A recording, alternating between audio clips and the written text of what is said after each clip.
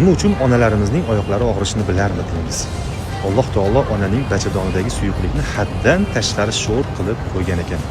Shu natijasida bachadon ichidagi homila vaznsiz holatda bo'lar ekan. U doim suyuqlikning yuqori qismida bo'lar ekan. Bolaga ozuqa kindigidan onaga bog'langan rishta orqali osongina kelib turar ekan. Mo'jiza.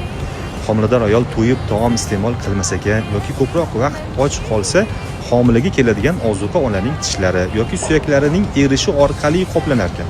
Shuning uchun aksariyat ayollarning yoshi o'tgani sayin tishlari to'kilishi, tizza va oyoqlarining og'rishi kuzatilar ekan.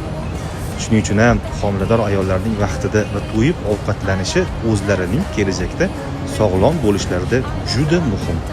Koshkida onasining tizzasi yoki oyog'i nima uchun og'riyotganini farzand bilganida faqat o'zini o'ylayvermasdan qanday qilib onasini rozi qilish ustida bosh qotirgan bo'larmidi?